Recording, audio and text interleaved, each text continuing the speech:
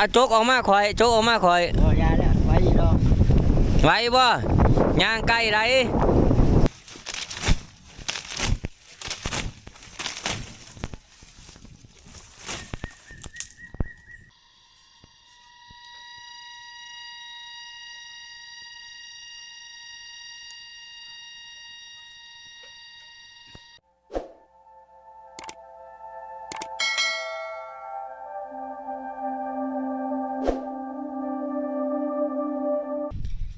กราบทักทายสบายดีพ่อแม่พี่น้องเบิร์ทุกคนเนาะมื้อนี้ก็เป็นมื้อสุดท้ายอยู่ลานตะเวนหรือว่าทำให้ทุกคนเนาะเฮากินข้าวกินน้ำแล้วนี่เฮาสิห่างหากาเกียมสิครัวเมื่อเที่ยงละน้อยทุกคนเนาะตอนนี้ก็เวลาบ่ายโมงเลยพ่อจอยเกี่ยมเครื่องเลยพ่อจอยกินกระเพาะกระเพาะเอาน้องม้าเฮาก็พร้อมแล้วบัดนี้มีแต่ล่มนี่แหละบ่พร้อมทุกคนเลยล่มแห้งขนาดโอ้ยจะกลายว่าเด้อถือว่าตัวนี้นี่เฮาไล่มาแต่ตอนเฮาขึ้นมานะ2 ตัวนี่ทุกคนนี่เฮามาใส่ชีวิตอยู่ลานตะเวนนี่เฮาก็ไล่เพิ่มอีกเนาะนี่6 ตัว8 ตัวนะทั้งตัวมันตาย2เนาะ9 ตัวกับตัวหน่อยเฮากินทุกคนนี่เฮามาพักอยู่ลานตะเวนเฮามาน9 แต้มเนาะ9 ตัวมีแต่ตัวใหญ่ๆเลยทุกคนตัวหน่อยถือว่าเฮาไหล2 ตัวนะรวมแล้วทั้งเบิร์ดนี่ทั้งไหลตอนขึ้นมานี่11 ตัวทุกคนนี่11 ตัวเนาะทั้งไหลตอนขึ้นมาตอนขึ้นมาเฮาไหล2 ตัวนี่สำคัญเบิร์ดนี่มีแต่ว่าเฮาสิเกี่ยมพุ่นแหละเมื่อเที่ยงหน่อยเฮาพุ่นแหละทุกคน8 ตัวทุกคนนี่ตัวเป็นเนื้อ8 ตัวนะตาย2 3ตาย3 ตัวเอามีแต่ว่ารุ่นไปน้ำกันช่วงแรกนี่ว่าสิมาหนึ่งโมมานเนาะว่าสิต่ำจักแต้มเนาะอีหยังแน่นะฮันมีอีหยังแน่ได้นี่เขาเอาโจกออกมาคอยโจกออกมาคอยยาแล้วไว้อีกรอบไว้บ่ย่างไก่ไร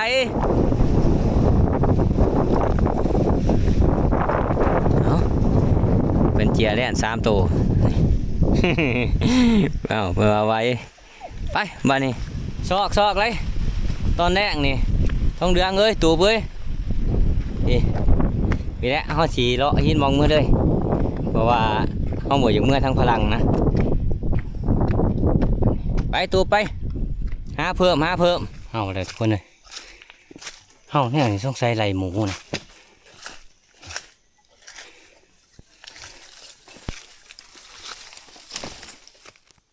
มันไหลหมูทุกคนเลยจักไปทางไรนึกว่ามันเห่าเละไก่ปลากระบิน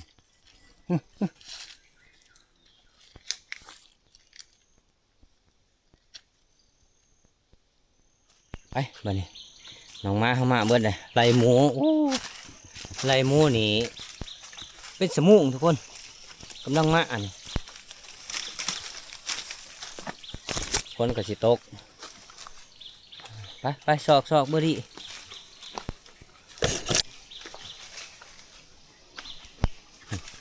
บักตูบก็บักลงนะกำลังมาเบอร์ดี้โซเฟียบักทองเดืองมาทางนั้นเลย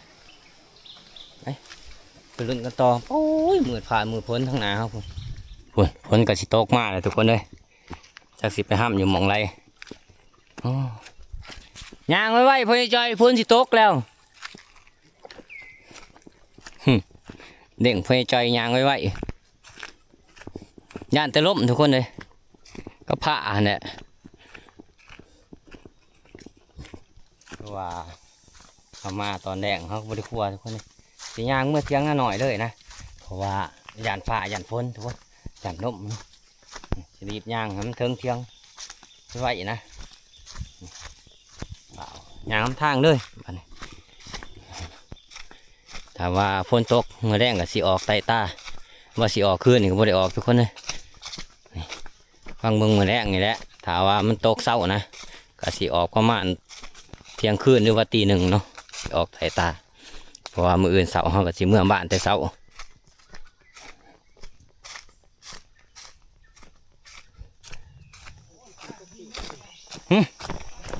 ได้แล้ว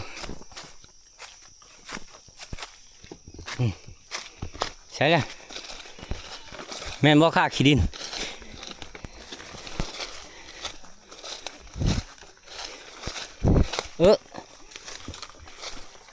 โอ้เขาหูเขาหูโอ้เนื้อมันค่าขี้ดินโอ้ไหลมาแต่ไกลบ่ไกลหูกับหูกับโพนอันนี้อยู่บ่ไกลหรอกเพราะว่าหูนี่มาหาตัวพี่หูนี่เฮ้ยนี่ตัวแรกนี่สิเฮ้เฮ้โอ้แลนใส่แลนนั่นกระทงเอ้าเพราะคอยซองมาแล้วแต่เท่านั้นหูมันมาพี่ไม่แต่ว่าเอาหนองไม้เขาออกยังมีก่อนคนกระคักก่อน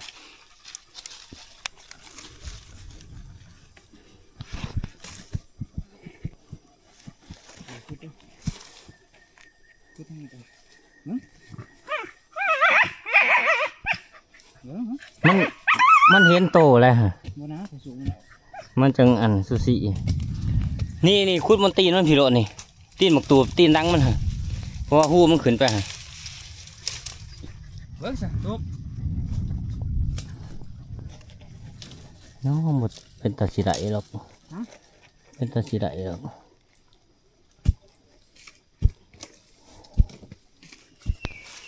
ดูดแล้วก่อนทุกคนหูมันเดือกลายโอ้ยโอ้นี่ก็หนังติดอีดีฝนก็จะตกฝนมาดีเอาไหม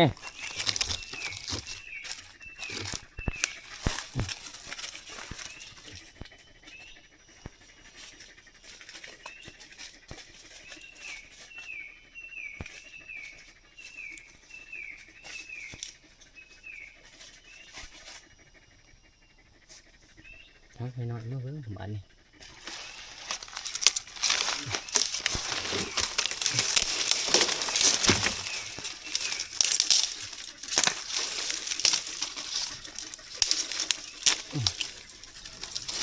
ลองเบิ่งหาว่ามันออก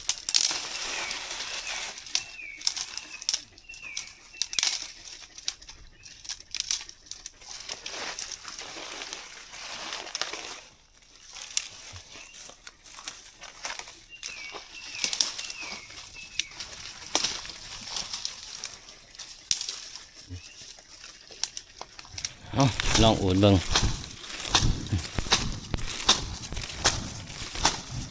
ขุดภูมันเดือดลายทุกคนเลยอูดเอามันทางใหม่มาเสริมเลยแล้ว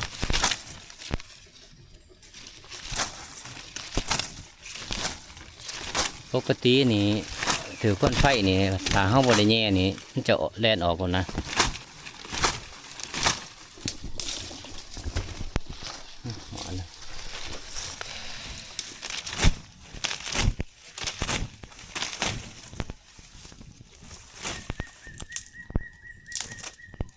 ถ้าไม่จริงมาใส่นะไม่จริงยังไงนะ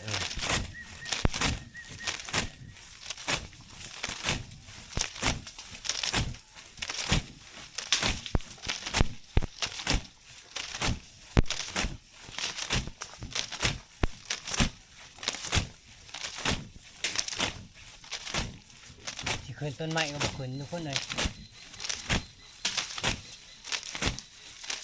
แต่ว่ามีเสียมอาจจะไล่นะเพราะว่าหูมันเหนื่อยเยอะ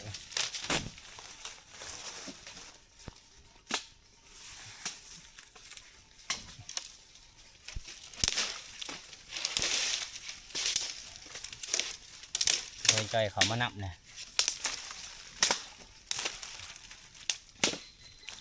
ลองอุดลงจะได้มันกะคำเลยเนี่ยใช้เวลากับคู่เดียวนี่กะถูกเป็นยังกินเนาะหาว่าเฮาโศกมานหาว่าเฮาไหลกับมีไรบอกว่าไหลเลยเปิดไฟอีกก่อน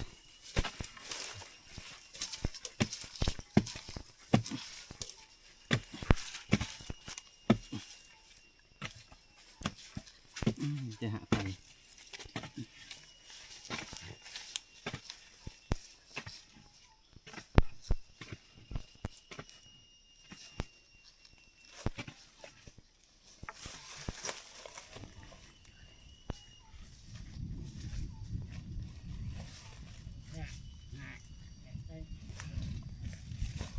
ขึ้นมือผมเลย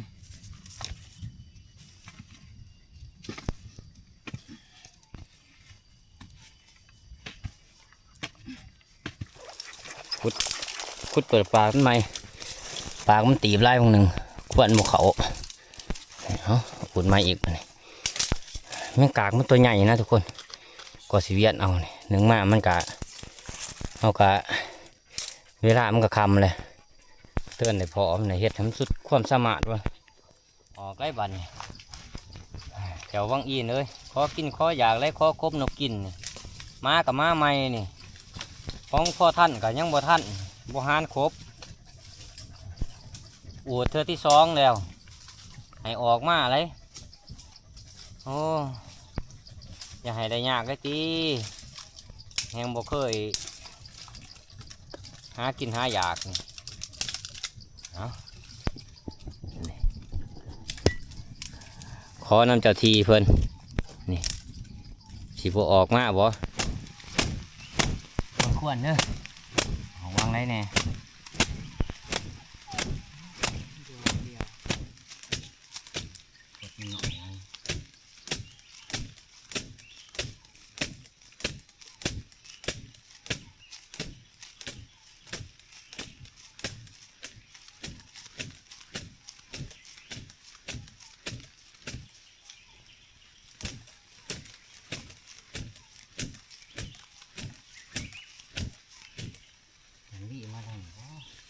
เนาะแล้วคนมาอีก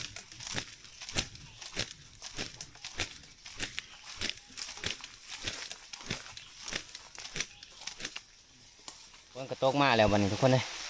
ให้เบาๆเขาเปลี่ยน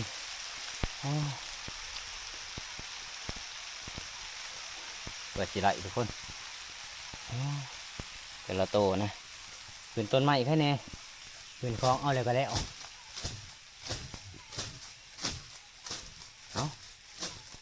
รอลุ้นน้ำกันว่าสิไรผู้ไรเนาะตัวนี้ไรแล้วทุกคนนี่โอ้นึกว่าตัวใหญ่นะตัวผู้ใหญ่ทุกคนนี่เลื่อนเบาๆของน้อยเดียวเท่านั้นนี่หางจนแข็งเลยถือไผ่นี่เอ้าถือว่าม้าเนี่ยเต็มแดกในตอนแรกเขานี่เพื่อสิเอาไรทุกคนเลยอูด2 เทื่ออูดไปมานี่นึกว่าสิตัวใหญ่ทุกคนเลยโอ้นี่แหละเขาว่าเห็นหน้าบุปีไฟใหม่แล้วเขาแต่ตัวน้อยๆหนึ่งแล้วพอมันคุบบ่ทันถามว่าตัวใหญ่ถือว่ามันคุบเรียบร้อยแล้วตัวน้อยมันเป็นม้วยแน่ตัวน้อยนี่ม้วยมันไวขนาดได้ตัวน้อยนี่นึกว่าฝนสิตกแห้งทุกคนเลยจนโมหานขัวถามว่าเขาขัวมาเลยอาจจะได้เพิ่มนะนี่เขาโมหานยานลมยานฝนนะทุกคน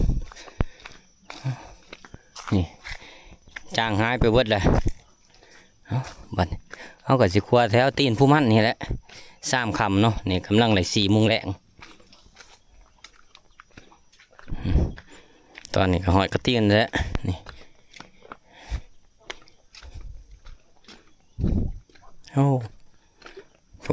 มีแต่กบแต่ขี้อาโตนตุ้มตำอยู่ตอนนี้ก็หอดเที่ยงเขาเลยทุกคนเห็นห้อยเกือบเขาเจ้าเขามาเที่ยงห้อยออกห้อยเขาโอ้ยงัวกับเขามาเขาเจ้าเอางัวขึ้นมาเลยทุกคน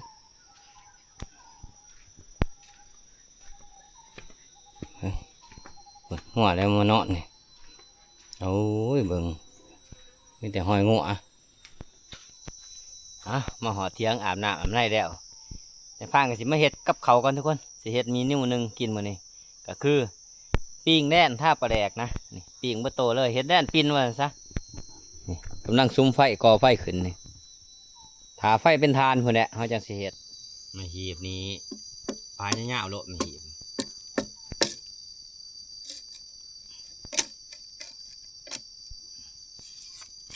ยังสิปินได้เอา เล่นน้ำสุกนั่นแหละน้ำสุกก็ปืนให้น้องโอ้โหทุกเลยมันกลายทางแยกไปแล้ว มักปลาแดกไว้ก่อน มันไหลมามันไหลมา มักปลาแดกไว้ก่อน มัก แต่เตะเอาก็ได้อะแต่ว่านอกจากผสมกับยูหันพอจุดนี้สองคนเขาก็ย่ามุกว่าการกับพวกเก่าเขาแล่นได้ น้ำปลาเขาก็มีดิ เตะเอาน้องที่มาครับอันยันมุดสวนปืนใส่เขาแล้วบ่แลไปมูก็ เอาน้ำปลา ตากินได้ล่ะมันกินอยู่บนกระติบตาไปน้ำเอาเดือดเต็มปากมันเลย3 โต้นั่นเลย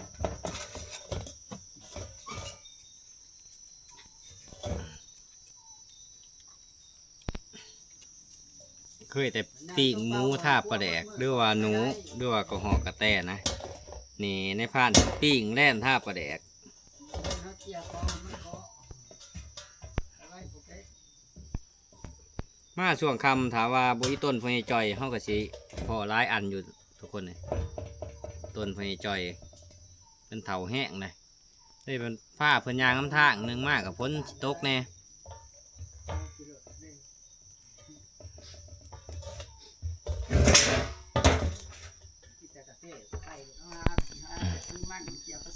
หั่นกระเทียมใส่น้ำมันจังแสบจังหอมดี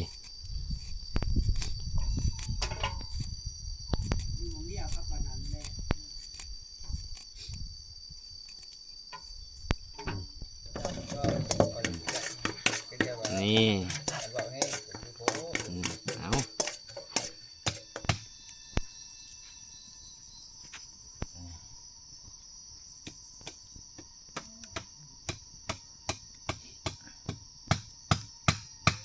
นี่อาจจะปีนเอาแบบนี้ทุกคนล่อให้ไผ่มันเป็นทานก่อนเพราะว่าเชียดกินแสบเลยนะมือนี่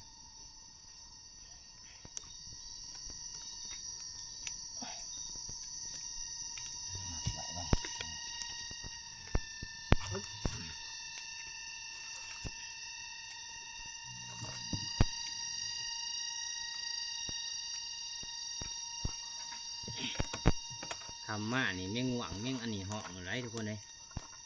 เวลาหดมุก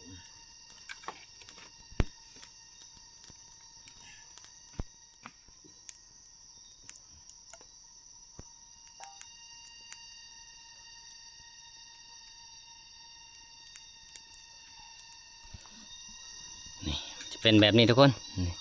เสียลายแต่แล่นตัวหน่อยเนาะเอาล่อมันกำกามก่อนเฮาจังสีเอาปลาแหลกท่าอีกทีหนึ่งนะปลาแหลกเขาก็ก้อยผสมแล้วเรียบร้อยแล้วทุกคนมีแต่ว่าเขาถามันมังเนี่ยเขาก็สิท่าเนาะตอนนี้เขาสิเฮ็ดแนวจุ่มน้ำปลาแดกท่ามันนะนี่ปกติใส่ปีกไก่หรือว่าปีกเป็ดเนาะ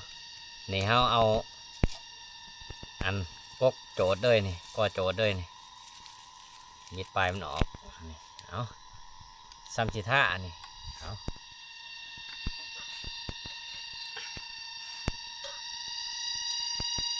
มีแต่เขาเห็ดหมูปินไม่พลาดเห็ดแดนปิน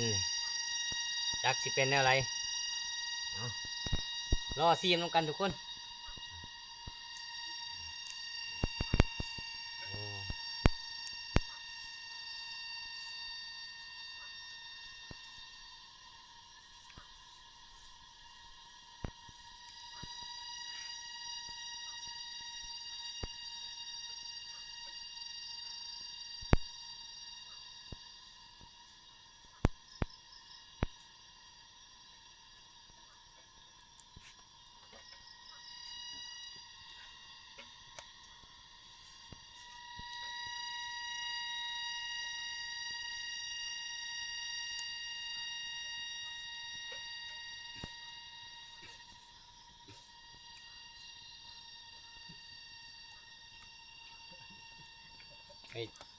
เว้ยจอยวัวควรอีหุยมาแล้วหุยมากับไผล่ะ ทีมงานเขาขึ้นมาบ่จักทุกคนต้องใส่เพื่อนหนาใหญ่นะนี่มาเลยอีหุ้ยนี่เอา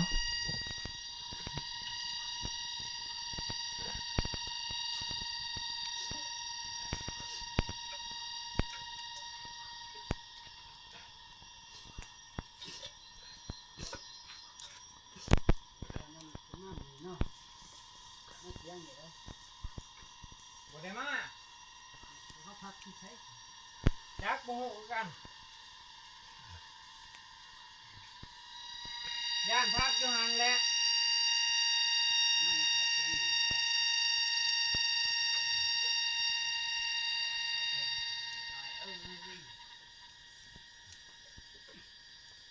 แล่นนี่ในผ่านเคยเห็นแต่เขาปิ้งหัวท่าบี้นะนี่คิดสร้างสรรค์คิดขึ้นเองนี่มีแต่ว่าปิ้งท่าปลาแดก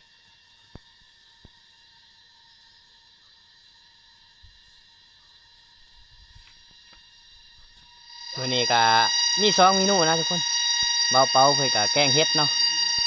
แล้วก็ในพานเองก็นี่แหละคือเห็นนี่แหละอย่างแรกเบิดโตนะแล้วก็ท่าปลาแดกเนาะแบ่งกันเฮ็ดทุกคนเอา เฮ้ย แรงคิดมาฮะ เอาเครื่องใส่กระเทียมใส่ให้มันหอม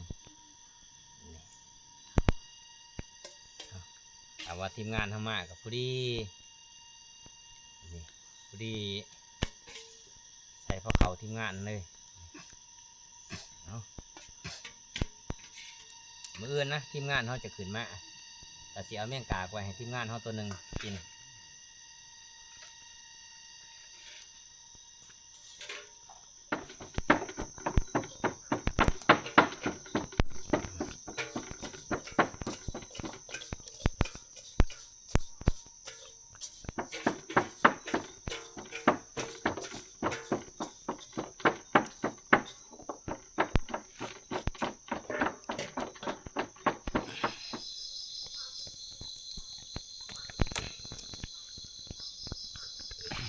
นี่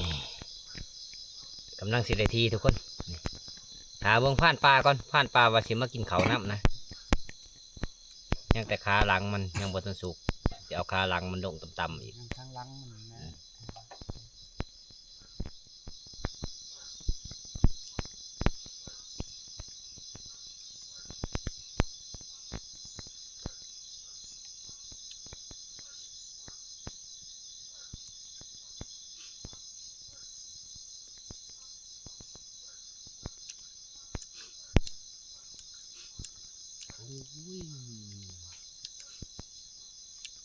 คักทุกคนหมดเท่านั้น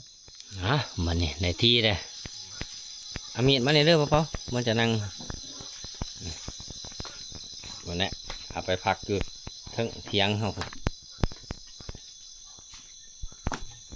โอ้หอมกรุบเลยพักก่อนมันนี่จงไว้ผ่านปลาเอาหาว่าเพิ่นมาเนาะ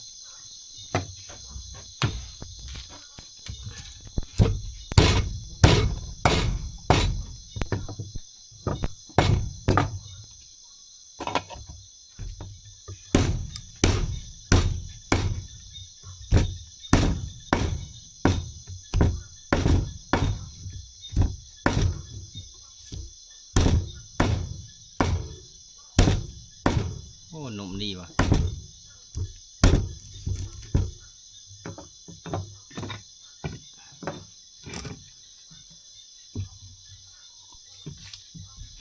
ยังหน่อยต้องเอาใส่ถ้วยน้ำ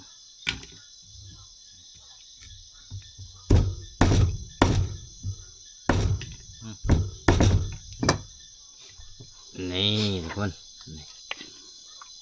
ปีกแน่นท่าปลาแดก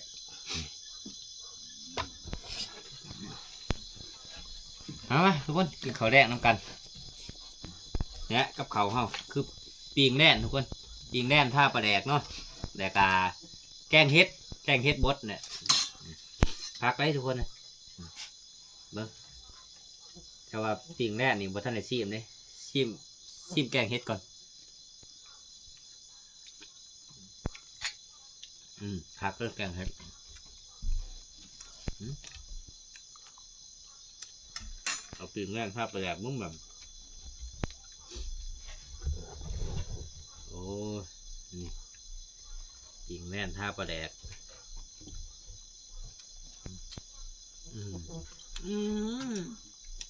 อันนี้เราก็ปีนไก่ท่าปงครับ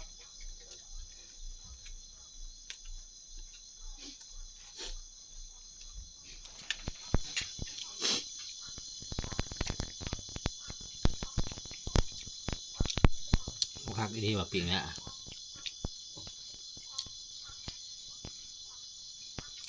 มาบานคำเตยบ่แม่นเนาะ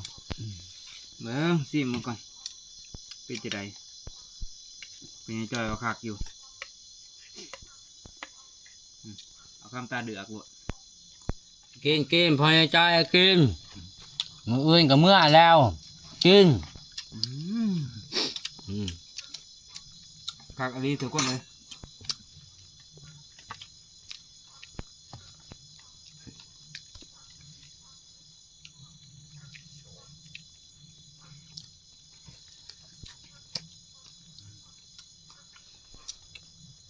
ยังเมื่อแห้งแล้วนะเป็นยังจอย มืออื่นเนี่ย9 โมงจังเมื่อไปเก็บหน่อไม้ไปแกงก่อน เป็นว่าบุญหนึ่งเขาก็ได้เป็นว่ามากินอยู่บ้านเอาเอาเพื่อหอดบ้าน อย่างเมื่อแต่เช้าบ่ ฮะ อย่างเมื่อแต่เช้าบ่ เศร้าแล้วมันบ่เมื่อย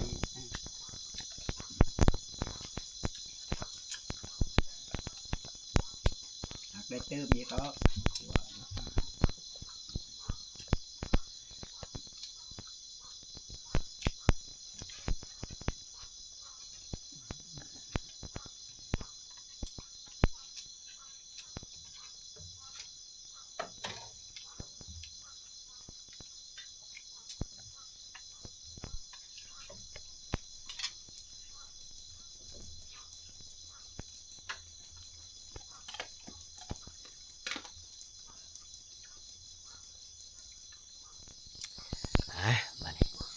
หลังจากเขากินข้าวกินน้ำแล้วในพานก็สิปิดคลิปไว้เพียงเท่านี้เนาะรอติดตามคลิปวิดีโอนะก่อนอื่นก็ขอมุกขอบใจทุกคนที่เขามาหับมาชมในพานตั้งแต่ต้นจนจบเนาะก่อนอื่นก็อย่าลืมกดไลค์กดแชร์เพื่อเป็นกำลังใจให้ในพานให้คลิปใหม่ๆต่อไปพักผ่อนก่อนทุกคนเมื่อยไรพอกันคลิปหน้าทุกคนบ๊ายบาย